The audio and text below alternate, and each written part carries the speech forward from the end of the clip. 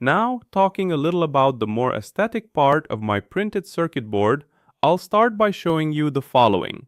A conventional printed circuit board is made up of a few layers. We have the solder mask layer, which defines the color of the printed circuit board.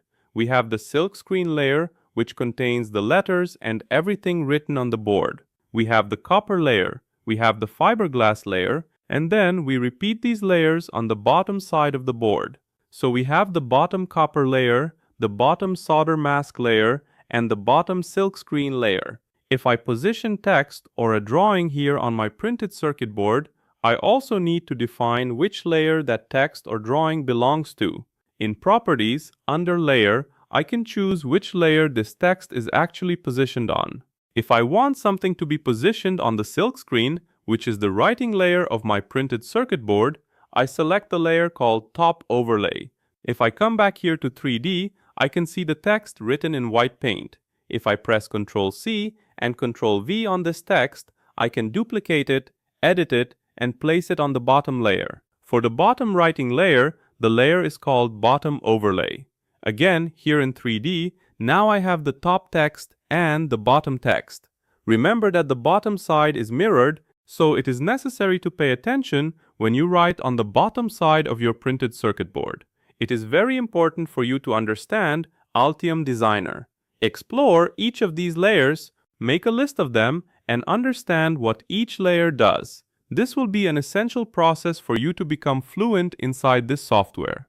I will delete these two items here because that is not exactly the design I want to put on my board. Actually, I want to bring in an external design that I made here in Canva. Check it out. I made this little logo here in Canva and I intend to put it on my printed circuit board. I saved it as a PNG on my computer. To import it here into Altium, I go to Place, then Graphics, and select the area where I want this image to be inserted. In this case, I want it to cover my whole board, this shape here. I will select the image and click OK. At this moment, I can choose the quality in which this image will be recorded. I like to set it to at least 600 dpi. As soon as I click OK, Altium will place this image exactly on the last layer I selected. So it is important that I come here and move the drawing to the layer I want. As soon as I move the drawing, I realize that this text became very thin. So I'll go back to Canva and make an adjustment to these drawings. I will make this text thicker so the drawing becomes a little better and more beautiful. Then I'll come back here to Altium and repeat the same process.